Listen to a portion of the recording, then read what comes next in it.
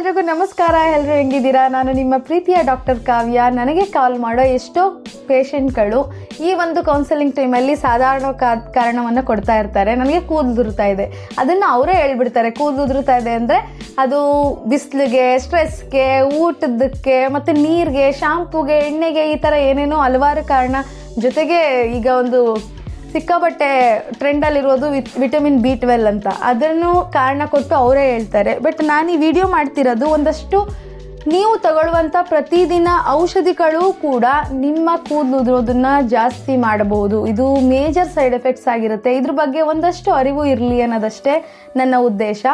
ನಾವು ತಗೊಳ್ಳುವಂತಹ ಡಿಪ್ರೆಷನ್ ಮಾತ್ರೆಗಳಿರ್ಬೋದು, ಒಂದಷ್ಟು BP-ಗೆ ಅಂತ ತಗೊಳ್ಳೋ ಮಾತ್ರೆಗಳಿರ್ಬೋದು, ಅದೇ ಹಾರ್ಮೋನಲ್ ರಿಲೇಟೆಡ್ ಮಾತ್ರೆಗಳು, ಗರ್ಭ ತಡೆಗಟ್ಟುವಂಥ ಯಾವುದೇ ಮಾತ್ರೆಗಳು ಕೂದಲುದುರುವಿಕೆನ ಜಾಸ್ತಿ ಮಾಡುತ್ತೆ. ಅದ್ರ ಜೊತೆಗೆ ಫಿಟ್ಸ್ಗೆ ಅಂತ ತಗೊಳ್ಳುವಂಥ ಮಾತ್ರೆಗಳು, ಕ್ಯಾನ್ಸರ್ ರಿಲೇಟೆಡ್ ಮಾತ್ರೆಗಳು, ಜೊತೆಗೆ ನೀವೇನಾದ್ರೂ ಕೊಲೆಸ್ಟ್ರಾಲ್ ಕಡಿಮೆ ಮಾಡಬೇಕು ಅಂತ ತಗೊತಿದ್ರೆ ಆ ಥರದ ಔಷಧಿಗಳು, ಅದಕ್ಕೂ ಹೆಚ್ಚಾಗಿ ಥೈರಾಯ್ಡ್ ರಿಲೇಟೆಡ್ ಔಷಧಿಗಳು ಸಿಕ್ಕಾಬಟ್ಟೆ ಕೂದಲುದುರುವಿಕೆನ ಜಾಸ್ತಿ ಮಾಡುತ್ತೆ. ಸೊ ಇದು ನಿಮಗೆ ಗೊತ್ತಿರಲಿ.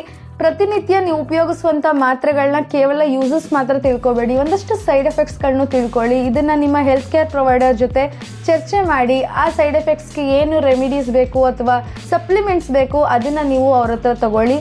ಯಾವುದೇ ಮೆಡಿಸನ್ಗಳನ್ನೂ ಸಿಕ್ಕಾಬಟ್ಟೆ ಸುಮ್ಮನೆ ತಗೋಬೇಡಿ, ಯಾಕಂದರೆ ಅದು ಒಂದು ಕೆಮಿಕಲ್ ಅಷ್ಟೇ. ಸೊ ಹಾಗಿದ್ರೆ ನನಗೆ ಕಮೆಂಟ್ ಮಾಡಿ, ನೀವು ಯಾವ ಮೆಡಿಕೇಶನ್ಸ್ ತಗೋತಿದ್ದೀರಾ, ಅದರಿಂದ ನಿಮಗೆ ಕೂದಲು ಉದುರೋದು ಸೈಡ್ ಎಫೆಕ್ಟ್ಸ್ ಆಗಿದೆಯಾ ಇಲ್ವಾ ಅನ್ನೋದನ್ನು. ಯಾವಾಗಲೂ ಸೇಫ್ ಆಗಿರಿ, ಹೆಲ್ದಿ ಆಗಿರಿ. ನಮಸ್ಕಾರ, ಎಲ್ರಿಗೂ ಒಳ್ಳೆಯದಾಗಲಿ.